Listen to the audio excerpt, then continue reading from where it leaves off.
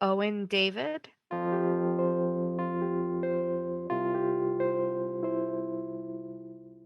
When I first saw him, the first thing I noticed was his cute little nose, and I was actually kind of shocked with how much hair he had and just his tiny little fingers and, every little feature. When a baby's that small, like 2 pounds, it's just amazing how they just a little bit like they're a human and they're just so tiny, but I can just remember all of his features on his face and his lips and nose and eyes, and they were just perfect.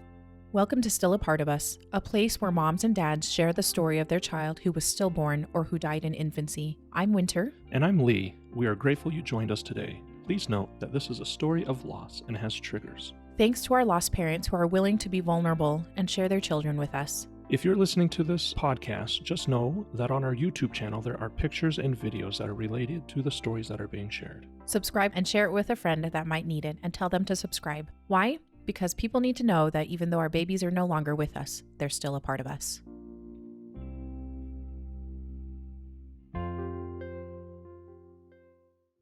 Lorianne, thank you so much for coming on to the podcast today. I'm just so glad that you reached out and are willing to come in and tell your story today. So welcome to the podcast.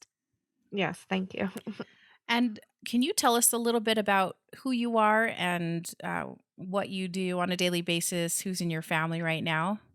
Okay, so my husband and I met online, actually, on a dating website, and things progressed pretty quickly, which we were a little nervous about at first, but it ended up working out. And after a couple of months, we moved in together, and we've been together ever since, and that's been 8 years now. It's just my husband, and we have two dogs, which are pretty much basically our kids. They're our lives. I don't know what I would do without them, actually. Like, they keep us going, Yeah. really.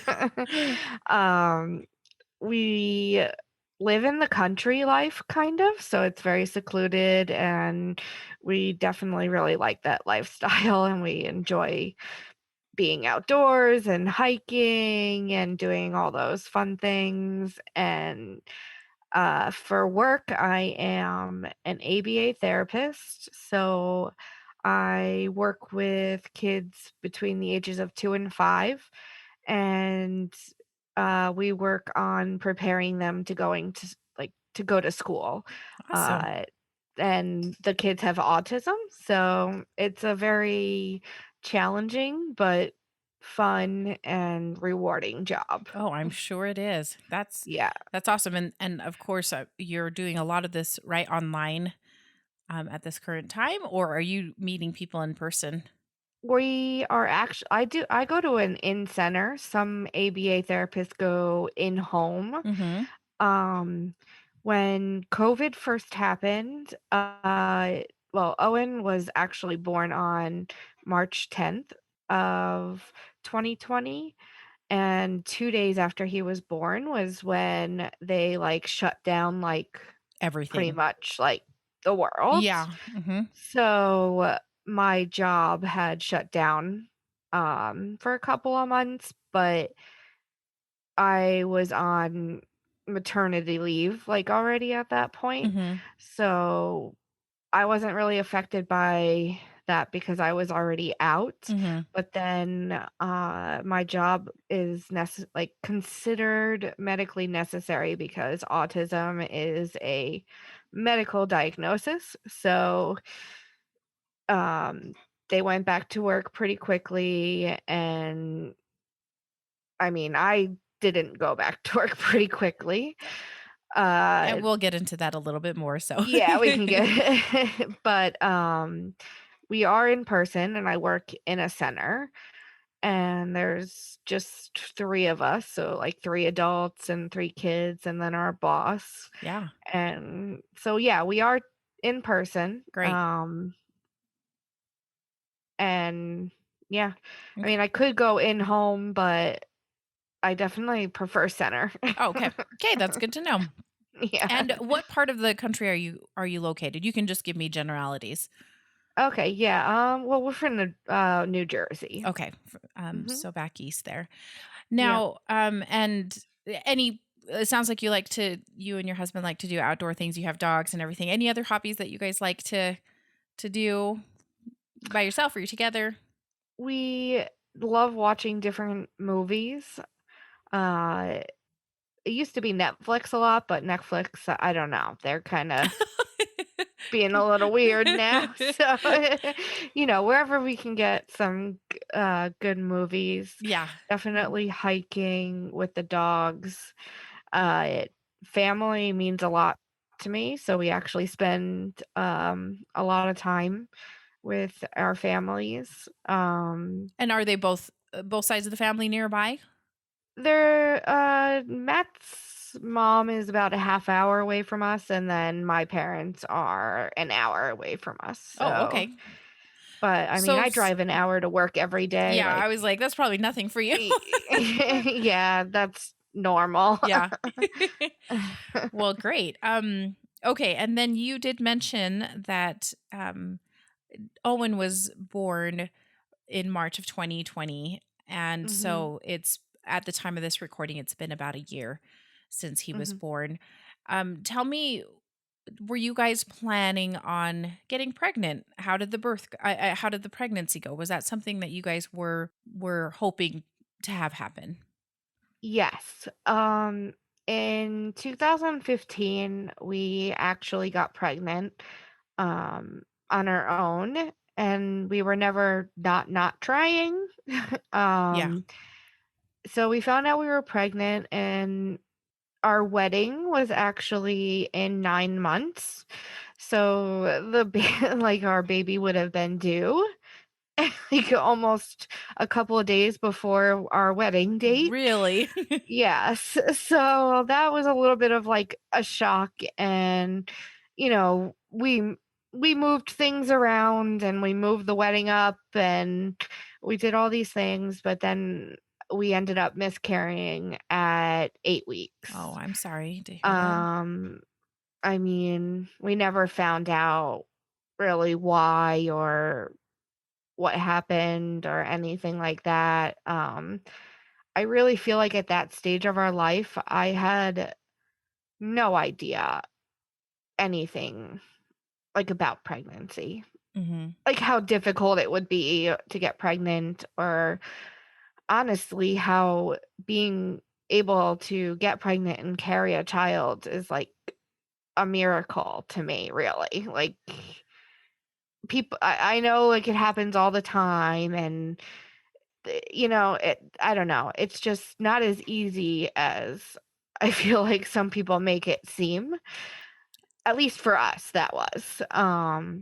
Yeah, I So completely agree with you on that. It is a y miracle when babies get here safely. yeah, it really is, and I feel like when we had our loss, that was very hard for us. Like, we kept our wedding, like, moved up because we kinda needed, like, something positive. So we decided instead of doing the April wedding, like, we moved our wedding to November, Mhm. and we kept it there, and I'm glad we did because, we just got married faster, and then it was fun, and we saw all our family, and everything like that. So that happened, So and then Lorianne, can I ask you a question? Did yeah. people know that you guys were pregnant, or did you kind of hold on to that for just a little bit and just started rearranging your wedding Well, date? because of, like, the timing that it happened, Mhm. I found out pretty early. Like, when I went to my OB, I was 4 weeks when I found out I was pregnant the first time, and that's when I was like, "Oh my gosh, like, we're gonna have to tell people Mm. because we're gonna have to move the wedding." Like, we can't, Yeah, this is because not we gonna had work out. already booked the place. Oh, Like, yeah. we had already, had our date and everything, and so it never really crossed my mind that, like, something would go wrong. again, where that's like where I feel like we just really had no idea. Like, Yeah. like you think you get pregnant and it's like, oh, we're going to have a baby. Yeah. Like, Everything's going to be fine. Yeah. yeah. So we did tell our family because we had to move our wedding up. So everybody already knew why we had to like move the dates. Okay. So yes, everybody knew, and then everybody knew obviously that we had lost the baby. So yeah, everybody, I mean, I'm pretty open with my family, so they pretty much know like everything. So Did yeah, you they did you knew. did you feel like they were supportive at that time when you guys had your first loss? Well, it's kind of funny when we we were on vacation with my family when we told them, and I can remember like my dad kinda got a little mad. I don't think that he was, like, mad, but I think he was like, "Why couldn't you guys just wait till you were married?" Like, type of thing. Oh, And he got over that within, like, 20 minutes, and then he was like, "I'm gonna be a grandpa," and, like, then he was happy. yeah. Um, and my mom was ecstatic, my brother and my sister were ecstatic. Everybody was very happy for us. Mhm. I feel like that loss I heard a lot. Oh, it happens to a lot of women, or oh, it happens in the early stages, or like things that people normally say that think that they're trying to help and uh, yeah. Yeah. I mean, everybody was very supportive and understanding, and my mom actually bought us like little angel wings. Mhm. And on our wedding day, like I had my angel wings like tucked in like my wedding dress, Uh-huh. and then Matt had like his angel wings like tucked in like his suit pocket. Nice. So that was like our little remembrance for, our baby that we Yeah. lost. After that though, I we were like, let's just try again. Okay. Mm, So you guys were just like, "Let's do it. Let's." Yeah, we're like, we know we want to have a kid. Let's, try again. We tried for a year, nothing happened. Like I always kind of like had issues and Mhm. it just wasn't happening. And after a year or two, we were like, okay, maybe we should, you know, talk to the doctor and see like if something's wrong. Like, I don't think it should take 2 years for us to get pregnant again. Yeah. So, I went to my OB and then we ran like the regular tests and everything. And they Matt had to have a test done, and we found out that we both have issues. Okay. So, with both the issues that we had, we were like batting like 1% chance of us getting pregnant on our own. Okay. And they said that it was shocking that we did get pregnant on our own the first time. Oh, okay. Yeah. So, we then were referred to like a fertility doctor. Mhm. So we started seeing the fertility doctor and they decided, well, no, my insurance decided because you know how that Yeah. goes. Mhm. Insurance decided that we would have to do like 3 rounds of insemination. And then if that didn't work, then we could go to IVF. Okay. And my doctors were thinking that IVF was going to be our best shot and that like insemination wouldn't be our best shot. But we had to do the 3 rounds before insurance would cover the IVF I see. part.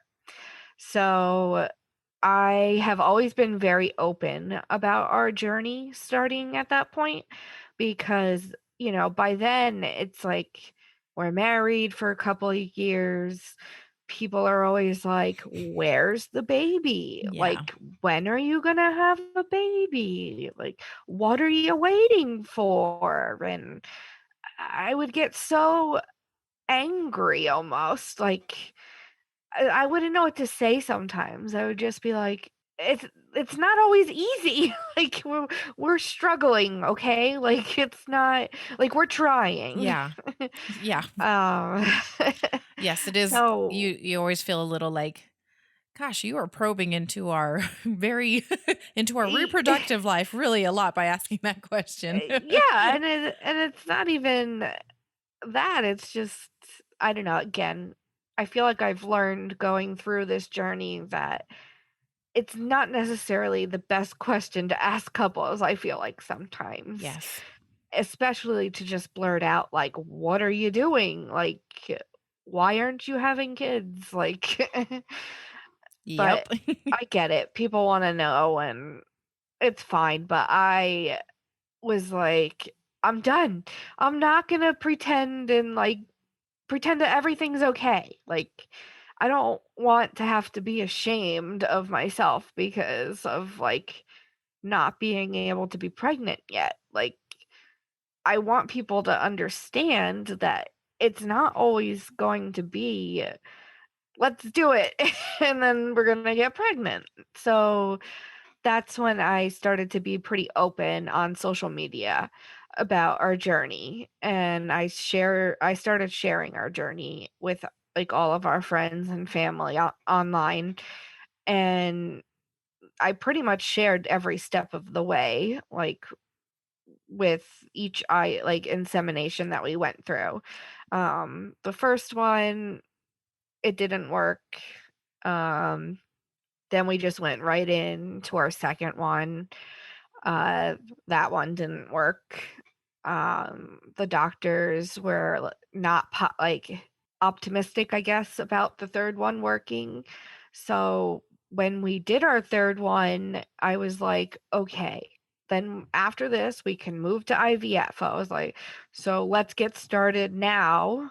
So then, because you always have that 2 week wait, like you have the insemination, and then you have to wait 2 weeks to find out that it's negative or positive, and then And you then you move can start on. all the medications and I, everything.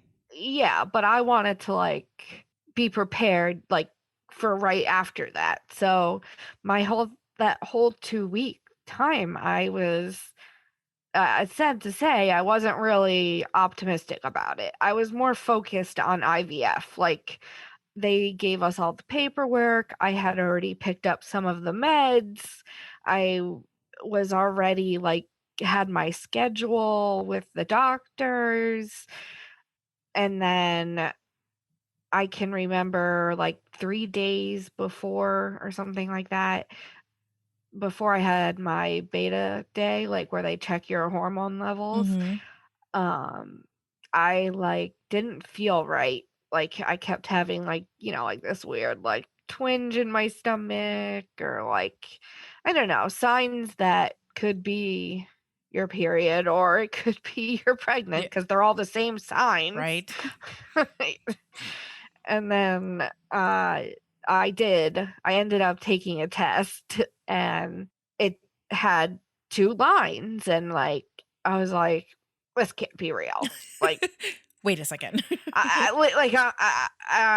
like went up to Matt, and I was like, I like smacked him. I was like, do you see this? It has two lines.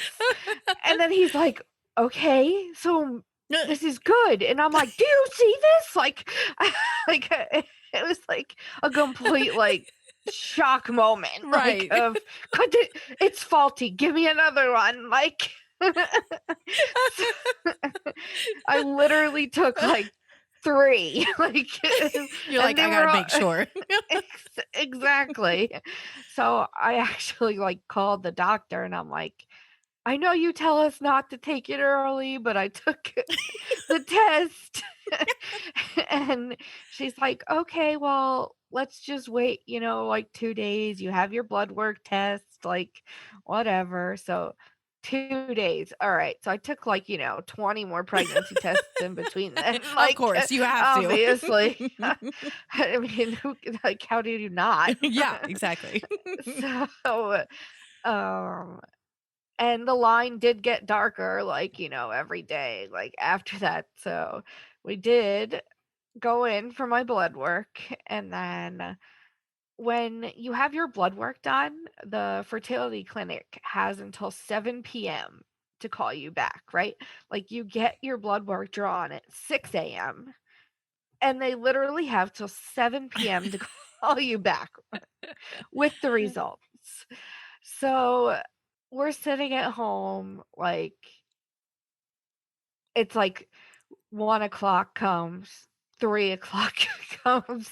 I'm like, don't you think this is something that they would want to call us and tell us now? Why Any are they day making now. us wait? Yeah. So finally we got the call, and the nurse that we spoke to was like, congratulations, you're pregnant. And I was like, what?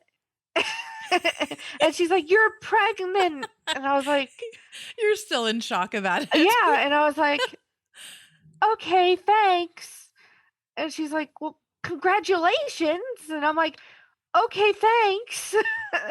And then we hung up, and Matt's of course standing there looking at me, and I can just remember I was frozen. I was like, we're pregnant. And he's like, well, why do you look like that? And I'm like, I mean, this is what we've wanted all along, but now what do we do? It had taken so long to get that pregnant positive, and I was like, I didn't prepare for when it actually did happen. I know, isn't that now funny? what? Yeah, it's like, now Now what? So it did take me a few minutes to soak it in. Yeah. And then he's like, okay, well, are you gonna call your mom and dad? And I was like, yeah. So I called my mom and dad, and they were waiting for me to call them. They knew we were getting the results. Okay. So when my mom picked up, I actually started crying.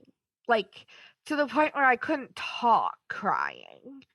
And later my mom told me, she's like, I literally was thinking in my head, how am I going to comfort her? She thought I was crying because I had bad news. Oh. But yeah, so I was like, we're pregnant. And she's like, oh my God. And then my dad's in the background, yay. They were screaming, they were so excited. Both of my parents are, they're just so amazing, and they're going to be the best grandparents in the entire world, and they are just so excited to, be grandparents. Yeah. So I was super excited, and then I was like, okay, chill out, everybody. It's early. Because then it's I have in my head, we had a early miscarriage, the last time. Right. So, of course, that fear, kind of took over. Mm-hmm. But obviously, we were excited at the same time. This is what we've been waiting for. Doesn't matter that we have IVF meds in the fridge that we spent money on, that A lot of money. yes, that we were going to need, but now don't. But that's okay because we're pregnant. But, when you see a fertility doctor, they see you until 8 or 9 weeks. Mm-hmm. So, but they see you very regularly. So when you first find out that you're pregnant, it's super early. They make you wait a week or two, I forget, for before your first ultrasound. And then that first ultrasound is really, they just want to start to see the sac growing. Right. And then the next one after that would be the heartbeat. And then the one after that is you graduate. Mm-hmm. So the first time we went, my doctor wasn't too pleased. Like, she said that they should be able to see, like the fetal pole or Mm-hmm. whatever starting to grow. And she wasn't sure if it was going to make it. So that was very, very hard to hear. Yeah. And it's just, you think the 2-week wait is hard, but I felt like it was even harder to wait for that time when you get to hear the heartbeat for the first time. Right. And sometimes I think it's they check you too often with fertility doctors, because a normal person wouldn't really go see the OB until what? I don't even know, 8, 9 weeks, you Yeah. know what I It's a mean? bit They tell later. you, yeah, don't they tell you to wait Mm-hmm. a They little do. bit? Yeah. So, um, I can remember we did finally get to hear the heartbeat, and we both cried during that ultrasound, including Matt. um, so that was a good positive step. And then I can remember the day we were supposed to go to graduate, like they call you, graduating to Right. go to your OB. Um, I had woken up and I had some bleeding, Mm-hmm. and and it was at 8 weeks. That I woke up, we were supposed to be going to the fertility doctor to graduate, and I woke up and that was happening, and I literally just I was like, "It's done. It's over." I was so that hour drive to the fertility doctor, I just bawled my eyes out, Yeah. so scared, So was it quite a bit of bleeding or was it spotting yeah, or? it was no, it was a decent amount, and that's Oh, why I was like, "This is it."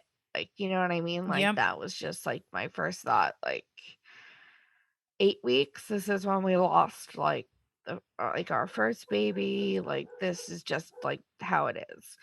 And I can remember going to a fertility clinic, the vibe is very somber and very heavy, when you go to, a place like that. And I was just sitting in the waiting room, crying. There was no holding it back anymore. It was very, hard to wait the 20 minutes or whatever they made me wait before I could go in to see the doctor. But we got in there, the doctor asked me, "What's going on?" I told her, and through tears, by the way, I'm still crying. And so they're like, "All right, let's take a look, let's see what's going on."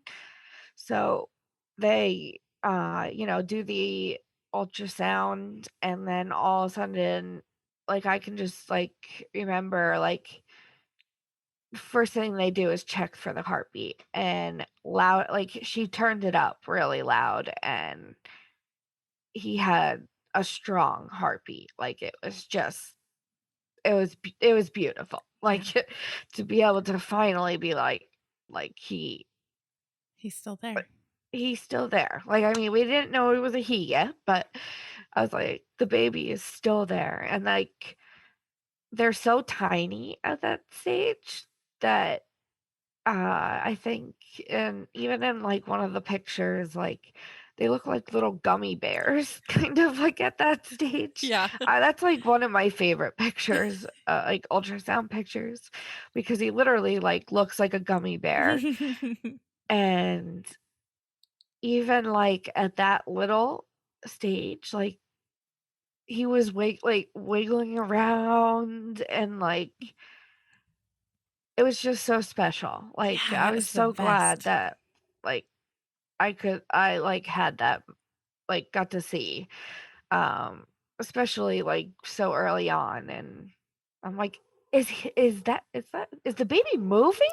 She's like, "Yeah, like he's like dancing around right now." Like That's I'm so like awesome. I'm like, "That's inside me." And she's like, "Yes." Like it's like, how is that possible? Like Oh, that's so but great. it's just so Was I guess I had like I don't know what it's called, uh like a like a clot. hemorrhage, a clot or something? Okay. Yeah, and they saw it in the ultrasound, Okay. and they said it was small and that it should resolve on its own, Okay. um, which it did. I only, like, bled for, like, another day, and then I was okay after that. I didn't Okay. bleed anymore, so I felt much better Yeah. Was after Matt that. was Matt at that appointment with you? Yes, Okay. he was. I'm He sure he was cried. relieved too. Yes, he was Yeah, crying. okay. Um, I feel like every ultrasound has been very hard because when we found out that we had the miscarriage, we went to the hospital to get blood work or the ultrasound done, and the techs can't tell you anything, right? Like, Yep, they're not supposed to. no, they're not supposed to. So this tech turned what like we had the screen facing us, and I had heard the heartbeat the week before, but Matt didn't.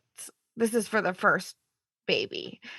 And all of a sudden the text kind of turned the screen, right? Like we can't really see anything anymore now on the screen. Hmm. And Matt just remembers her writing like NFR, like he Googled it and it's like no fetal or whatever the saying was. It's no fetal heart rate or whatever was what the term was. But he saw her type that in. But she couldn't tell us that like Yeah. that happened. So ultrasounds now just petrify him because he like that's like what he remembers. So every ultrasound he literally would hold his breath, and then I can like every time as soon as like we could hear the sound he'd be like like visibly and very loudly like let out like Yes. A a huge huge breath like sigh of relief, right? yes. So, yeah, so we graduated that day. They let us go to our OBGYN. So then our 12-week appointment, everything was fine. They were telling us we had to wait until 20 weeks to find out the gender, but I, of course, was too impatient to do that. So I did like a private scan or whatever for the gender reveal. Mm-hmm. Um, and that was really special because, you're with them for like an hour and they do like the 3D photos. They have just all the video. I mean, we even got like his heartbeat put, like, I'm obsessed with turtles. And like we got like his heartbeat put into like a stuffed animal, like turtle. It was amazing because again, like you see like this little body like, moving around and I couldn't really feel him yet at that point. But that is when we found out that he was a boy and How early was that? 16 16. weeks. Okay. Yeah, because they won't at least this place wouldn't see us until we were 16 weeks to do like the gender reveal Okay. part of it. Yeah. Um so we found out like my husband and I found out he was a boy. And then I was like, all right, we got to surprise my parents.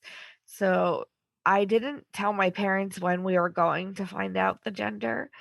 And my brother's girlfriend at the time. Like, I told her, and she, like, got, the piñata and, like, filled it all with, like, blue stuff and, confetti and everything, and then it was actually on New Year's Eve that we got to like, we had my parents, hit the piñata, and my Mm-hmm. brother and my sister were there to, find out the gender, and, like, my dad broke it, and, like, all the blue fell out, and, like, he just was like, "It's a boy, like, I'm gonna have a grandson," and, like, he was, like, so oh my dad was so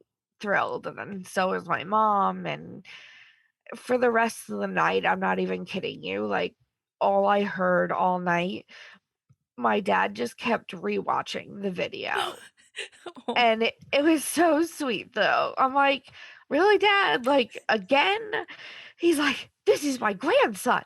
Like, like, this is like this is my grandson. Don't you touch that food or don't you eat that." Like, that is so eh, sweet. I know. Yeah.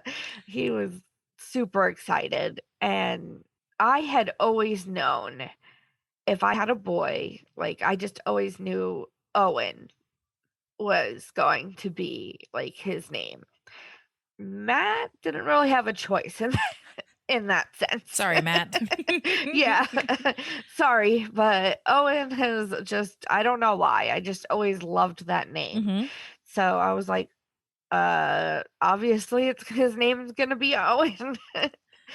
So, also, like, Matt and I had talked before that we were going to ask my dad if it would be okay if we used his name, like, as his middle name, and I asked him, and he his eyes, like, filled, like, with tears because he was so honored, like, that we would want to, like, Yeah. have our son's middle name be David, so he just kept saying, "Are you sure?" And I'm like, "Yeah, like, why would we wouldn't be asking you if we weren't sure." Like Oh, that's so sweet. So, of course, he was, like, beyond thrilled, like, about that. Um, I I really had I don't think I had a difficult pregnancy, really. I mean, I was sick for maybe about a week, but that was pretty much it. I feel like I had the weirdest craving. It was ice water. Oh, Like, yeah, it just like sounded good. it just it had to be extremely cold ice water. I've never heard It that c- one before, honestly. I well, cause like, I kept, like, making a big deal about it, and, like, I bought all these, like, ice cube trays, and Matt became, like, a pro at, like, filling these ice cube trays and, like, having them all set and ready because I would drink so much of it that, Yeah. like, he figured out a system to always make sure I had enough ice in the freezer, like, so I would never run out. It's a good husband right there. Oh, yes, he definitely was. But, because I said to my husband, I'm like, "I'm not craving food, like, I don't have, like, a food craving." He goes, "You're craving ice water. You don't know how many times a day you ask for ice water? Like, that seems to be your craving." Like, Oh, that's funny. You didn't even notice it. I did well, because I thought it would be, like, food Yeah, or yeah, exactly. something. But but, yeah, so I feel like I started to feel, like, some movement around, like, 17, 18 weeks, it's so little at that point where Right. it's like, and I like never made it that far into pregnancy. Yeah, so you So weren't sure what it's supposed to be like? yeah, I'm like, is that gas or is that like I don't know, maybe. I'm just gonna go with yeah, it was him. Yeah, yeah, exactly. But so then we had our anatomy scan, Mhm. which is at 20 weeks, and we had the same tech as we had for like our 12-week scan. And she was great because she, like, walked us through everything, like, as she was doing everything, and I I liked that. Yeah, I love that too. Yeah, and everything was perfect, like, he was measuring perfect, like, we got pictures of his, like, little feet and, like, uh his hands, like, at one point, it looked like he was, like, kinda, like, waving, and he always did this thing where he had, like, his hand, like, over his head. Because 'Cause she'd be like, "Well, I can't get a profile picture right now because, again, he's got his hand over his head." He's thinking Um, about stuff. yeah. But that was cool to see 3D photos then because we had seen 3D photos at the 16 weeks and now it's 20 weeks. So it's amazing like how quick they like grow. Mhm. Um and I think he was weighing about like a pound or so at my 20 week, and they check the heart, they like everything. It was just so fascinating uh, to watch all of it, and I was definitely feeling him a lot more at that time, so that was fun too. Like, he would, like, kick the, like, wand thing or whatever, and Yeah. um, but when they check your cervix at that point, so she said she was having trouble uh, seeing my cervix or something. So she was like, I'm just gonna go get the doctor. And as soon as she like walked out of the room, I like looked at Matt and I was like, something's wrong. I was like, they've never gotten the doctor before. Like, you know what I mean? Like, Yeah, they usually just go sign off the scans or whatever, right? yeah. So I'm already crying at that point, of course. Like, and the doctor came in and they had to do like another scan, but then they had to do like an internal scan. And this doctor was like pushing on my stomach, like so hard to like, it was so painful to try and, I guess, get a better view of my cervix, Mhm. and he wasn't answering any questions. He just kept telling us, like, "I'll answer your questions," like, because we know something's wrong at this point, like, Yeah. we get through that, and then he brings up the pictures because it's usually, like, the screen was in front of us for us to see, and he's like, "Well, this is your cervix, uh, it's measuring short," and then he's like, "And you see, like, this line, like, it should be completely closed, but you have, like" it was just slightly opening. So, I literally I at that point was just like, "Well, what does that mean? Like, what is happening? Like, what's happening?" And he's like, "Well, get dressed, like, we're gonna go into our office." So, of course, like, I'm bawling my my eyes out at that point, like, petrified of, like, what he was going to say. But when we spoke with him, he said that it can happen to women where, their cervix might start opening too soon, and there's studies that like progesterone could help it. So he said that he would want me to start taking the progesterone, and he said that he's seen people have this and then they go full term and they're completely fine. Then there's the people who they might have to put a stitch in to, keep your cervix shut. All these like scary other options that he shared, and uh he's like, just do the progesterone for a week and then come back. And that's what we did. Like, I did the progesterone for a week, and then when I went back for that, like after that, my cervix had started to open more. So at this point, they again said, you don't have to do anything.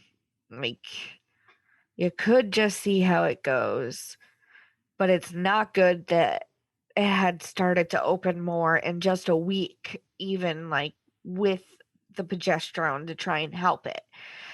Or they could put a stitch in. It's called like a cerclage, where they can sew it shut. And they said that 80% of women, or whatever the percentage was, is that they get the stitch and then they make it full term and everything is fine. Um, so I was like, let's just do it. Like, I didn't, or like Matt and I, like, didn't want to take the chance that, something could go wrong and my water could break or he could come too soon and whatnot. So I did that at 21 weeks. And I was going out of work because my job is very physical. So my doctors wanted me not on bed rest, but I couldn't be bending down and like picking up kids and that kind of stuff. So they told me they wanted me to be out of work until I turned like 28 weeks or something like that. Okay. And as long as everything looked okay, then I could return back to work. So that's what I did right after the stitch was put in. Then it was literally, I'm trying to think, February 1st is when I had the stitch put in. And then I think it might have been February 5th or so, I was at home and my brother had just visited me. And I was going to bed and I laid down and I was like, oh, like, I don't know. I just had like the weird feeling. And I was like, did I just like pee myself? Oh. Like, I hear sometimes when you're pregnant, you might pee yourself sometimes. It happens. Like, yeah, I was like, I don't know what's normal or not. Like, so I got up and I went to the bathroom and I just something wasn't right, and I could feel like I felt, you know what I mean? Like, like you feel it, Yeah. like when something is not right. But honestly, I just decided to be like, okay, maybe I just peed myself, and I like cleaned up, and then I like went back to bed, and I went to go lay down. And as soon as I like went to go lay down again, like more came out, and I like went to the bathroom again, and I like sat there for like, it was probably like 5 minutes, and I was just sitting there, and I'm just like, this can't be my water. Like, this can't be my water. This can't be my water. Like, this, no, this can't be it. Like, I was almost like in denial for a little bit. Like, and then, I just kind of felt like a little more like slowly like coming out, and I went into panic mode, and I feel like it's like kind of a blur. Like after that, like I kind of like I'm pretty sure I probably screamed at Matt. Like, I was like, something is really wrong. Like, my water just broke. My water's had to have just broke. And like, he's like, what are you talking about? Like, I'm explaining it to him. I was like, we need to go to the hospital. Like, we need to go to the hospital right now. Like, this second. And then like Matt's running around like a madman, like, trying to like get things together. And I can just remember like standing there. I couldn't move. Like I felt paralyzed. And it was so scary. Like I just was just like I, I feel like I can just remember saying like, this can't be happening. This isn't happening.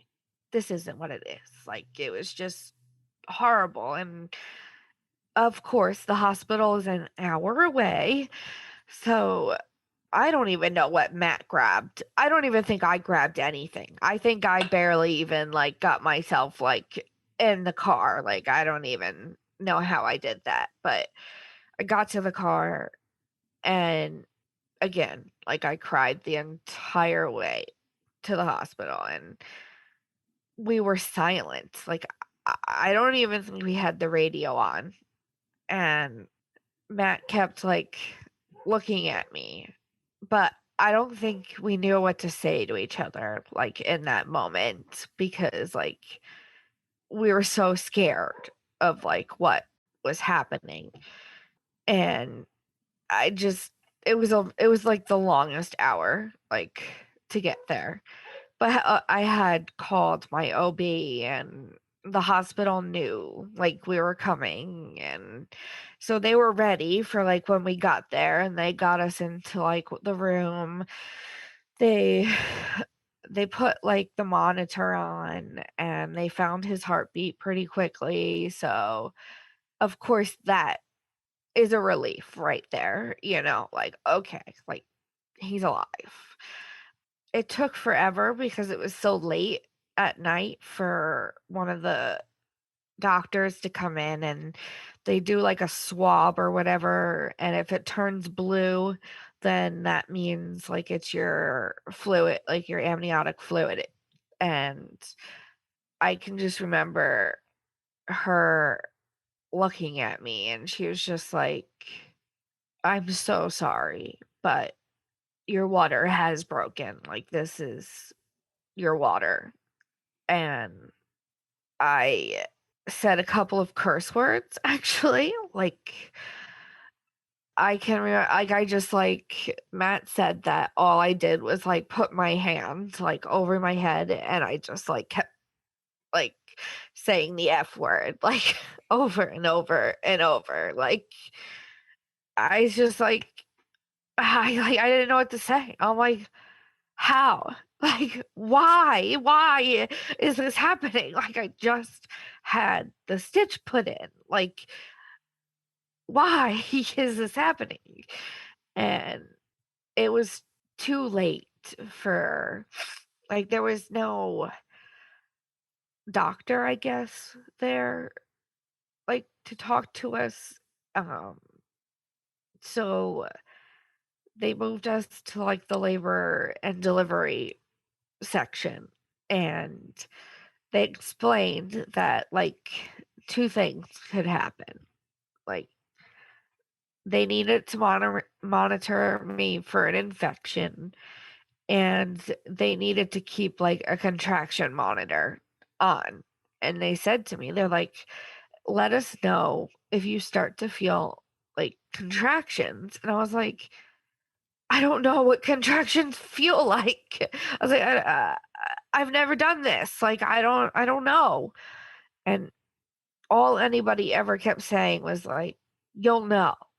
And I'm like, "Okay." Like, it was just a very I don't even think we slept that night. Like, it was just because at that point, they didn't even, like, do an ultrasound. It was just, like, they monitored his heartbeat, and they kept the contraction monitor on my stomach, which one of the nurses came in and they were like, "Why is your contraction monitor up there?" And I'm like, I don't know. They're like, "You're so it needs to be like whatever. It needed to be lower because of like how far along we were.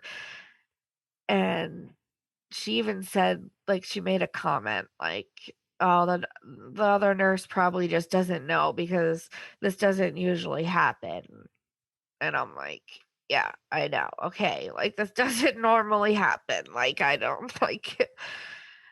And my parents actually showed up in the middle of the night, like to the hospital with us, and they spent some time with us. And then we have 2 dogs. So, you know, Matt had to go home to like take care of the dogs. And then we realized that the dogs would probably stay with my parents because we knew we were going to be in the hospital for a little while. And we had many tough conversations with so many doctors, like maternal fetal medicine, NICU doctors, uh, the OB. Like, it was so overwhelming, like the amount of information that they gave us, because when they did eventually do an ultrasound, like he had no fluid, like there was just nothing left really. And of course they have to tell you all the scary parts, like 21 weeks is not viable for a pregnancy, so they gave us the option to terminate the pregnancy. They told us we could let Mother Nature take its course. We could, like, those were our really 2 only options, either terminate or wait and see. So when the NICU doctor came, I felt like that was the hardest part because I just wanted to know if he was like in pain, like I'm like, he doesn't have fluid. Like, what does this mean? Like, and they just explained that they need the fluid in order to, you know, breathe. Like, they need to be able to, like, drink it to then be able to, like, let it out. And, it rotates. But when a baby doesn't have fluid to do that, then issues with the lungs develop, or if it's so tight, they can have like clubfoot, or like there could be deformities because if he's in one position and he can't move around, like all of these things. But his heartbeat was strong. And when we were there, that had been the most I had ever felt him like move. And Matt and I were like, we can't end this. Like, I was like, I can't, I feel him. Like, I'm feeling him inside of me. And I can't, like, let go. Like, I can't just be like, sure, let's just end it right now. Like, and the doctors even said to us, they were like, if you were 1 week ahead, we would be like, hang in there. If you were 1 week before this, we would be like, there's no hope. Like, you need to end it. But because we were like 21 weeks, like in that weird spot, like they were like, it could go either way. So there's no right or wrong answer. So to me, I was like, as long as he's not in pain and he's not in distress, like we wanted to let nature take its course. Like to us, we had to do everything we possibly could in order to, try and save him and keep him with us. So, um, we were in the hospital for 4 days at that point, and they were looking for infection, and then they were looking for if I would be, like, to go into labor. I wasn't gonna start dilating because I had the stitch, so we stayed, and we made it those 4 days. Because they say after those 4 days, if you've made it that far, you know, you're more likely to go at least another week, like, before. So, they wouldn't keep us there or see us again until 24 weeks. So, they were like, "Go home and wait." Like, they wanted me to take my temperature twice a day to make sure I didn't have a fever, if I started to have contractions, if I started, like, bleeding or you know what I mean? Like, I just had to, like, watch out for, like, all those things. So, my parents only lived 20 minutes from the hospital as opposed to, like, an hour for us. So, to us, it made sense to stay with my parents for that time being, just in case, like, because then we would be, like, closer to the hospital, and that's what we did, and my sister gave up her room, and so I, like, had a bed, and I didn't have to, like, sleep on the couch, and my sister and I slept to get like, in the same bed the first night, and then she's like, "I can't sleep with you," and I was like, "What do you mean you can't sleep? I didn't take up too much room, like, what are you talking about?" Like, we always shared a bed, like, she's like it kinda made me sad because she was like, "I'm scared that I'm going to hurt you," like, in the middle of the night, like, say she, like, moved her arm or she kicked me or, like, like, she was scared that she was going to, like, hurt Owen or something, like so she slept, like, on the couch for the amount of time that, like, I was, like, at my parents' house, and in between this time, Matt struggled with going to work because he didn't wanna miss a second, like, he always takes care of me in any situation. Like, he literally is, like, the best husband in the entire world. Like, it doesn't matter what it is, but he was so on top of everything, like, because they didn't want me, like, walking around too much. Like, he was working nights at that time, so he tried working for a little while, like working nights and then coming home and taking care of me, but I was like, "You can't do that, like, you have to go to bed, like, you go to sleep, like, you have to," and he was really struggling.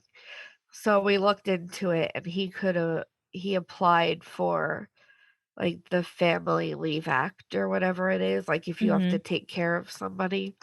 So he applied for that and he like just kind of stopped going to work and he was just starting to make a name for himself too at this company that he was with and he loved it like that was like his dream job and he was finally moving up and like meeting all these people that were like the higher ups and at first, I was, like, mad.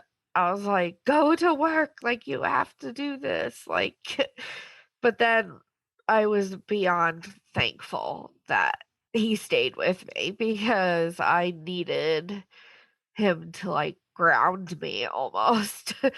Uh, I was, like, petrified of, like, every move, Like, it was just a blessing because I got to have more time, like, with Owen, and at those stages, I was feeling him, like, a lot more, and I learned, like, that he loved avocados because every time I would, like, eat an avocado and he would, like, dance around or whatever. So, I mean, I guess he could have hated it too, but He liked avocados. I'm gonna go if he liked it. But there was the one night too that Matt and I were laying in bed and I was like, "Oh, he's moving around a lot." And that was like one of the first times that Matt was able to like, kind of feel him like give a little kick and that was we both cried because it's like we've waited for that moment for years and it was just so hard to like comprehend like I just kept thinking like we've got like we've gone through so much to like get to this point like why is it's being so difficult to like go through it but as soon as we got to like 23 weeks and 4 days, I think it was, the high risk doctor was like, "Hey, kid, like, you made it this far, like, this is a miracle alone, like, that you've done this." So, they put me in the hospital, and we knew walking in that that was going to be our home until Owen was born. So, in our heads, we were like this is going to be home. Like we need to pretend we want to be here for a while. Obviously, nobody wants to be in the hospital for a while, but we wanted to be there for a while. So, you know, my friends and family were so amazing. They all sent cards and I can't even tell you how many coloring books I got or, like, we pretty much, like, decorated the whole room, like, the nurses would walk in and be like, "Is this your house?" Or, like, yeah, like, we wanted to make it feel homey, like, I had my own pillow, like, we made it as homey as possible, um, just because we wanted to keep, like, that positive, like, we're Mhm. trying to be as positive as possible at that point, and a lot of the doctors were shocked that we even made it from 21 weeks of my water breaking to 24 weeks, um, so every day said after that was like a blessing because it doesn't usually happen that way, um, And you knew he that did you guys know that you were gonna be admitted into the hospital if you made it to 24 weeks and just monitor you and maybe even if needed, they would induce you, or what was the plan from there? Us signing ourselves into the hospital at 24 weeks was us saying to the doctors that we wanna take every life-saving measure possible to save Owen. So, that meant I was not going to be able to do a natural delivery, like, I would have to have a C-section no matter what, because if I started having contractions I wouldn't have time to go through labor because he would have to come out quick if we wanted to save him. Um, and if I got an infection, then it would be an emergency C-section and they would take him out as quick as possible and they would perform life-saving measures to like try and save him at that point. So that's what we were signing up for. Like when we went back in at 24 weeks, doctors, there were more options. Like they still said that we could terminate or at any point, or some people just waited at home until something happened. But at the hospital, they gave me like steroid shots.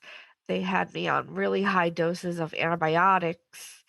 They monitored Owen twice a day for at least an hour to make sure like his heart rate was okay and that he wasn't in any distress. And the only time that I wouldn't have a say about anything would be if I had an infection and if he was showing any signs of distress. And that would be the time when they would have to take him out. So for the first week, like first couple days, I couldn't even leave my room. Like couldn't leave the bed. Couldn't They didn't want me to move at all. And like the first week passed, like being in the same room and in the same bed for like so long is like you go crazy. Like, like it's like what do you there's only so much you can do and then it's like you just overthink and I did a lot of coloring. That is definitely for sure. And my friends were amazing because a lot of people came to visit me, like all my coworkers came. My boss came and she visited me, like family came, like they kept me busy. And the people knew that I had 2 dogs and I missed them terribly. And so the liaison person, made it a point that if there was ever a service dog in the hospital, like, they made, like, a special trip to, like, come and see me. That is So, awesome. That is awesome. yeah, it was very sweet. So then I gradually was, like, graduated to being able to be wheeled around the maternity ward. Like, I couldn't leave the maternity ward, but I could be wheeled around, you know, that area. But that didn't last very long because that's a very hard place to be in when you're going through something like that because everybody has their babies and they're all happy and like it was really rough. So I spent a lot of time in one in one room for a while. But the doctors every day were like, "This is great. You're doing great." Like he is a feisty one. Like despite not having a lot of room, he's doing those flips and he was running away from them every time they had to put the monitor on him. Like, I can remember, like, the one time the nurse, it took her like 20 minutes to finally get him to like stay in one spot. And then she walked out, and I have it on video actually. Like, he kicked it, and it literally like fell down my stomach, like The the little monitor. monitor. Yeah, like he hit it so hard that That is awesome. the the monitor just slid down my stomach. Um, yeah, so I mean, there were some like good times, like that, and Matt got to see him, you know, how like sometimes if they're like in one spot, like your stomach will get hard on like that one area, and I can remember for the first couple of times I was like, something's wrong. Like, why is my stomach bigger on this like this side and it's hard and it's like and then the nurse was like, nope, he's just chilling up there right now. Like so I mean that was amusing to deal with and I'm just very glad that I got to like feel those movements and Yeah.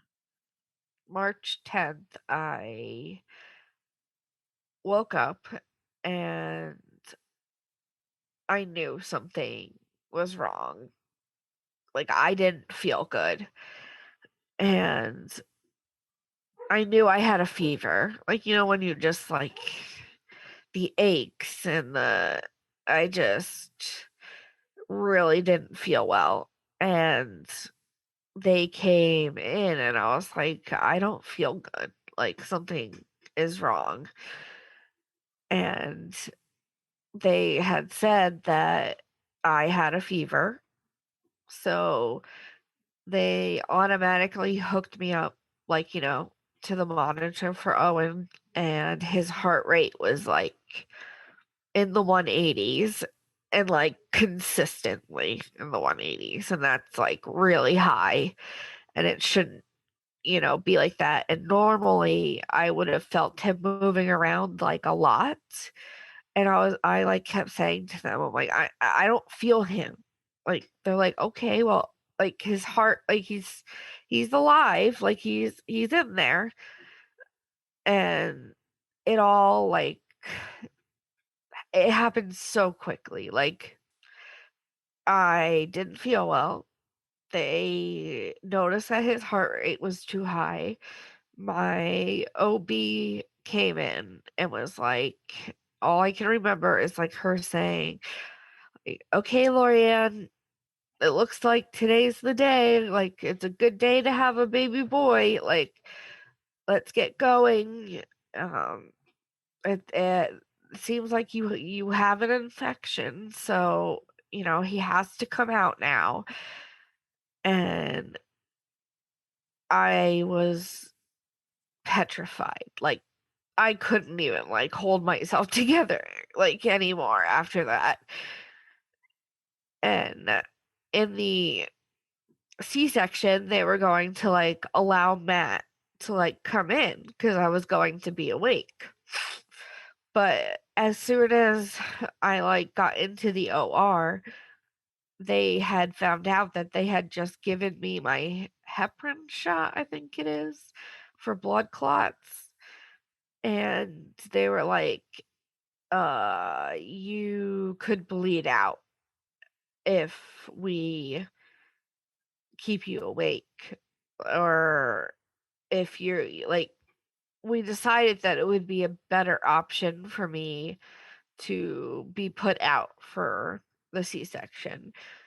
Honestly, I wouldn't doubt it if they like just said that because I was freaking out. Like I couldn't calm down. Like I suffer from like anxiety normally and I was just like on a whole new level of like freaking out.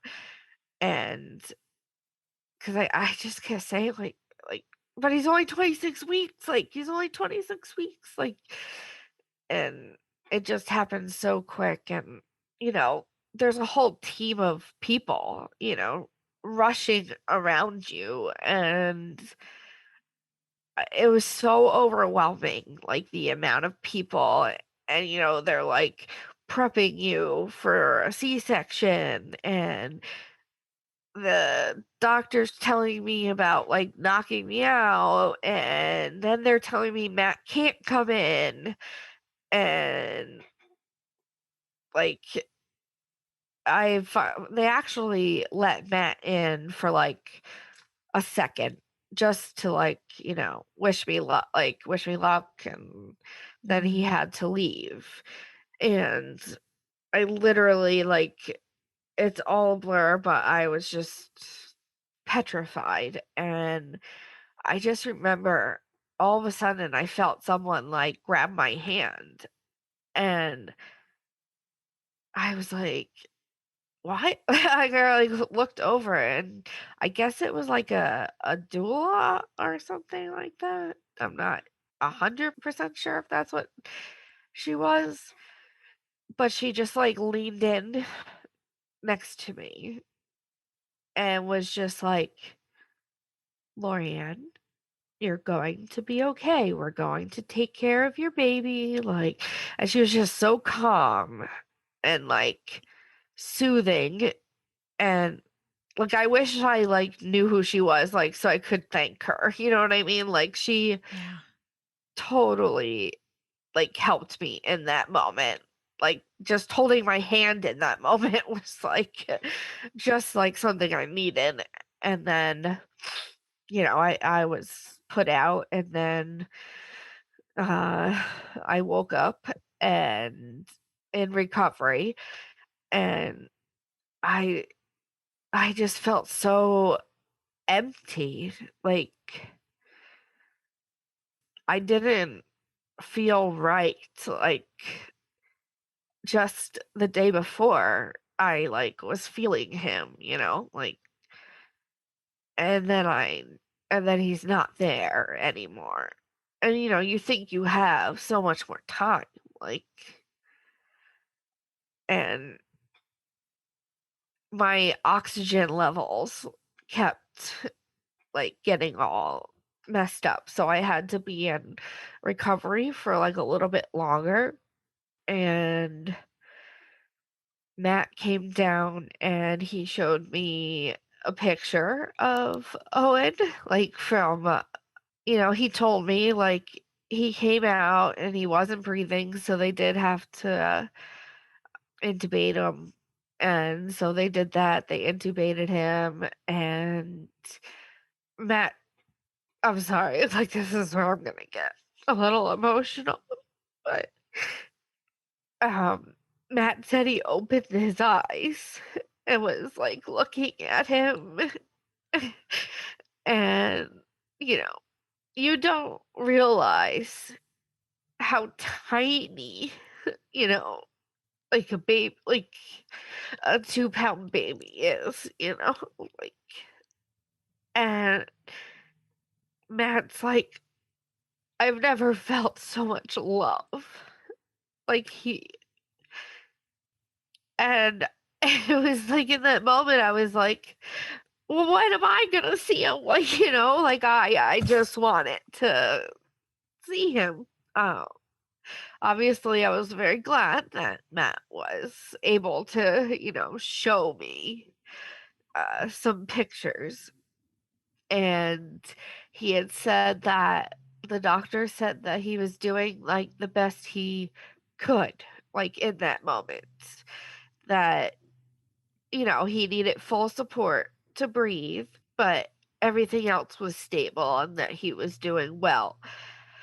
So that was like a breath of fresh air. We already knew that it was going to be a long road, after he was born. And the doctors weren't going to be able to tell us, how developed his lungs were until after he was born. So after Matt showed me the pictures, he's like, "Do you care if I go back?" And I was like, "I want you to go back. Go be with him. I'm fine." My mom was there, and so my mom sat with me, and then Matt got to go back upstairs and spend some time with him, and I finally got back to, my room, which is they still do it in the labor and delivery section, of course, even though, they put that leaf or whatever on the door with the teardrop, Yeah.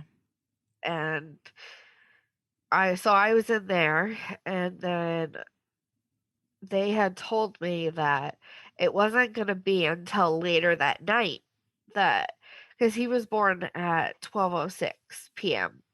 So they said that I wasn't gonna be able to see him until at least later that night because I had to relax and recoup from the C-section, and my oxygen was still a little off, and they had, brought in a breast pump because, I did say that I wanted to, uh, breastfeed, so they wanted me to start doing that right away.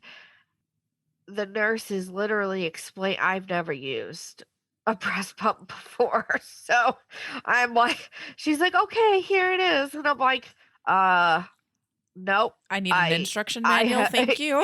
I, no idea what to do what to do with that thing."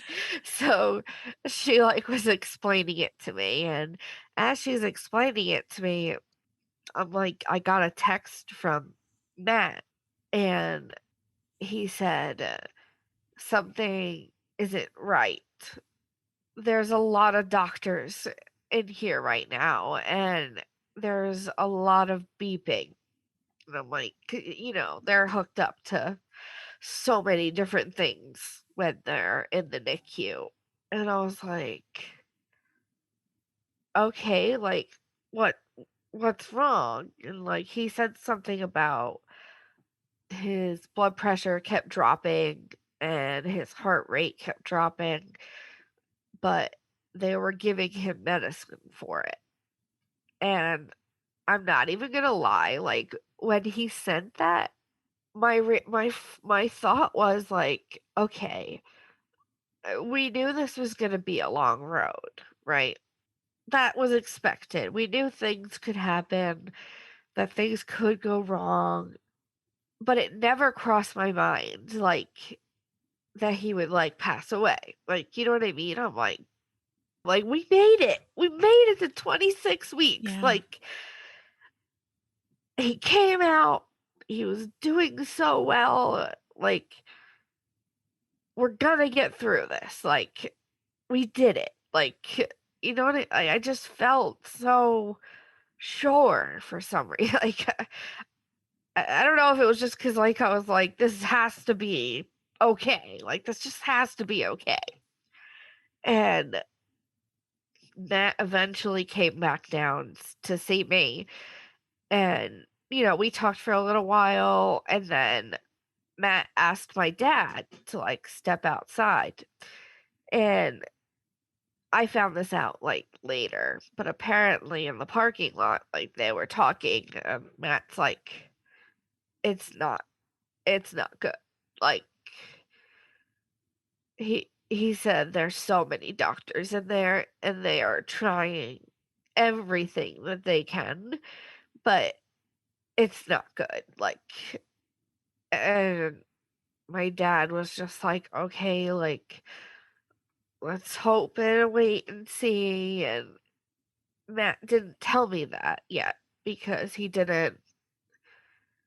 I mean, who knows? I probably would have, like, ripped out everything possible and, like, tried to, like, get to him, like, I don't know what I would have done, but Matt came back and he hung out with me because he said they were busy, like, upstairs, and then all of a sudden, the NICU doctor came in, and he had, like, 5 nurses with him or something, and he said that we need to talk and asked if we wanted my parents in there or not, and, we asked my parents to, like, step outside for the talk, and they did, and, I knew, you know, when he came back down, like, why would he be there? You know what I mean? Like, what would be the reasoning for him to be there at that point? And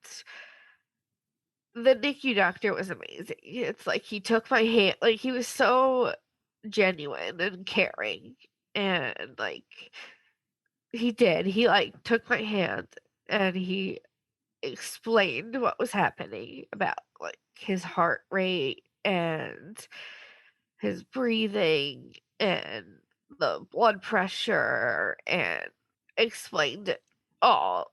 And I, like, was like, "So he's dying?" And the doctor was like, "Yes." Like, that is what he's telling us because we could try, like, they tried every medicine possible to, like, stabilize, I guess, him, but it just none of it worked, and they just, like, came to the conclusion that, like, his lungs just couldn't develop enough, like, at that stage. So, he basically said, "We wanna get you upstairs now so you can meet your son, and you can hold him, and meet him before he passes away. So I'm like, let's go. Like, but it took all those nurses and doctors and to try and get me up because like I was probably dead weight, to be completely honest. Like I was just like I didn't know what to do. Like, and I was in so much pain from just having a C-section. Like, I shouldn't have even been sitting up like that yet. And I had to get from the bed to like a wheelchair. And they did it pretty quickly. Like, we did it. And I can remember like going out of the room. And because we had asked my parents to leave, and I, like, looked to, like, the left when we came out of the room, and my parents were, like, at the end of the hall, and that was so I could see, like, a nurse, like, holding them back a little bit, like,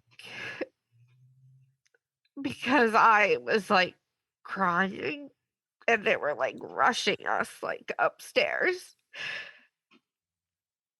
So that was very traumatizing for me to, like, see my parents like that, and it's definitely still something that I, like, still struggle with daily, but, uh, we got up to the NICU, and, uh, I heard them say, like, "Give him a dose of fentanyl," or whatever it was, I guess so, like, he wouldn't be in any pain or, uh anything. I guess that's, like, what helps them pass, like, you know what I mean? Like, I don't know, I guess that's just but before they did that, we got to hold him, and, like, he opened his eyes and was, like, looking at us,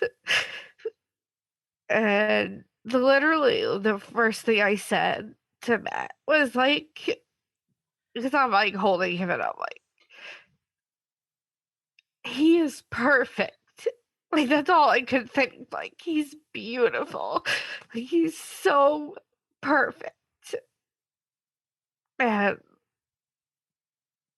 it was just, like, very hard, and, we are not religious at all, really, and we had gotten into, um, a couple of arguments, like not arguments, discussions about if we should baptize him or not. And we never came to a final conclusion, but when the NICU doctor asked us, like, do you guys want to baptize him before he passes away? And we were like, yes. Like, we're just like, there's no right or wrong answer at this point. Like, if if if it's gonna help him, then it's gonna help him. If it's not, then it's not. Like, just do it. Like, like at that point, that's like kind of how we felt. So we were like, yes. And I don't know how, but the NICU doctor, I guess, is qualified to do that. But he did it for us.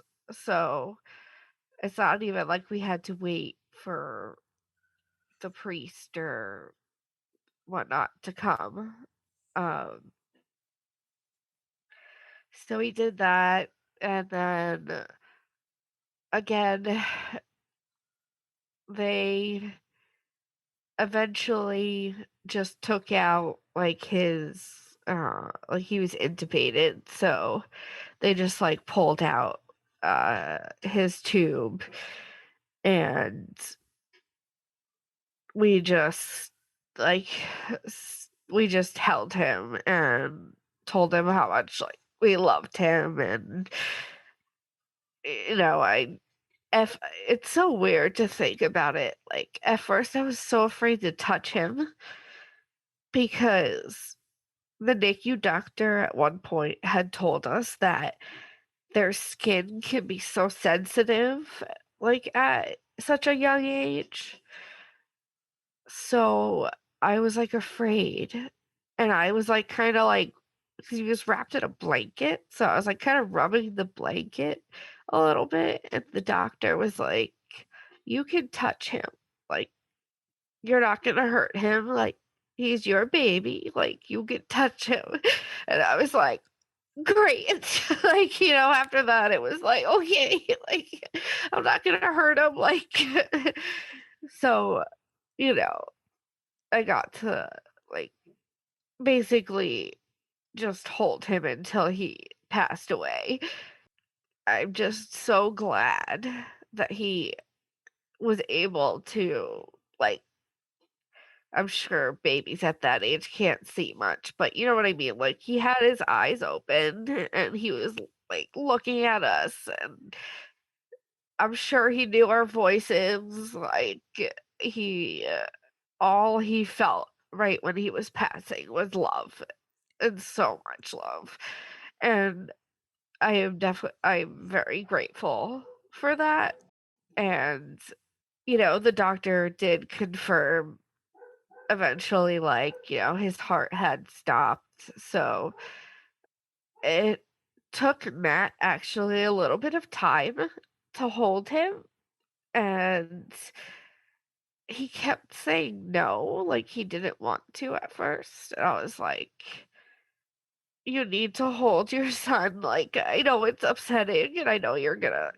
it's hard, but you need to do this," and he's so glad that I, like, pushed him to, like, hold him, and it was just me and Matt for a little while, and then they asked if I wanted my parents to come up because they were there, and I said yes, like, to let them come up and meet Owen, and at that point, he had passed, but they came upstairs, and the look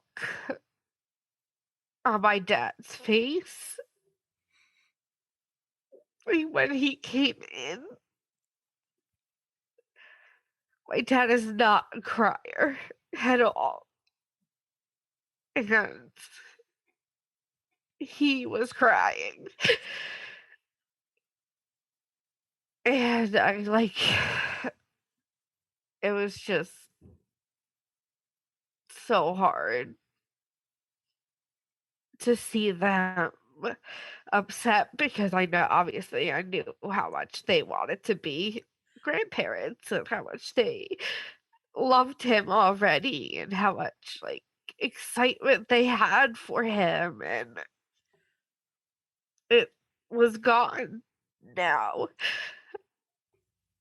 but they got to hold him and meet him, and I am grateful for that, and so are they, like, they are very glad that, they got to spend some time with him and to see him, and then they let me, like, wash him up, I got to change his diaper, I got to, help, like they were because, they do some photos and everything like that, so I was going to stay for the photos, which I didn't feel like we were in that room for a long time, but timing is so blurry in that instance, like, I thought we weren't in there very long, but apparently we were there for, like, hours, and then my, like, IVs were, like, in the wrong place, so, like, when my arms were bent, like, I wasn't getting, like, my meds, and you could tell I was, like, going pale, and, like, I was dizzy, and, like, they were like, "Okay." I think it's time for you to you have to go and rest now. And that was really hard to have to like leave him. And I see these stories of like how people like got to spend like a night or whatever it is like with their children, and I'm like, I wish I knew something like that. Like I didn't even know like that was an option. Like, you know what I mean? Like I didn't know. I maybe the hospital I was at didn't do that, or they didn't have like a cuddle cot or something like that. But it was like once we left, then that was it. Like that was the last time that I got to see him. And obviously no time is ever enough in a situation like that. And I am grateful for the time that I did get with him. And I just wish it was like more, but I guess like I feel like again, it probably never would have been enough. Like whether it was 3 hours or 24 hours. Like Yeah. I don't think it would have ever been enough. But I like had to go back downstairs, and then that was pretty much it. Like that was the last time I saw him, and then I was in the hospital for 2 more days, and then they sent me home. And the world was ending because of COVID, all at the same exact time. And I mean, that's a whole other thing. Like, Yeah. at first, I feel like we were almost happy, not happy about COVID, obviously, but happy in the sense that Matt and I were kind of left alone because it's like we had that time to like lean on each other and grieve together and heal together. But then at the same time, it was like, I wish I could have had family there more often. Yeah. But because of COVID, and it was hard, nobody knew anything really by that point about COVID. So it was quarantine and yeah. Yeah. I mean, that's pretty much we did have him cremated, which I am very glad we did that because now we have him with us every day. Like I have like a necklace and his ashes are in it, and which is with me every day. And I mean, I got like a tattoo with like his name and his footprints and like stuff like that on it. And I actually had a jeweler take his handprint and footprint. And they literally took like these are like his actual size and outline Oh my of goodness. like his hand and footprint. Those are so sweet. Yeah. So like I have those every day, like with me too. So Did you guys have a memorial service or anything? I know it was right in the height of the close down of because of COVID-19. So, I mean, we did like a little thing with our immediate family. Um, Otherwise we couldn't yeah. because of COVID. There really wasn't an option to do that. I mean, his first birthday was just on March 10th, and we did have like a little get together with like my family and my husband's family. And, we had like a little cake and everything like that. And that was nice. Yeah. That's But always nice. yeah. Lorianne, thank you so much for telling Owen's story, is there anything else that you want to remember or that you'd like to share about that entire experience?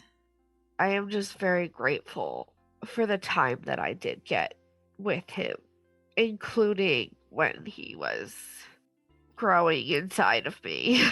Like, that was a great experience. And I am so grateful that I got to see him and hold him. So he, like, felt the love and knew the love. And I say he got to see us. Like, he opened his eyes. So, like, I'm so glad that he, like, got to see us, like, as he was passing. Like, that means so much to me that I was able to do that. Thank you so much, Lorianne. That was such a beautiful story, and I'm glad you were able to share Owen with us today. Yes, thank you.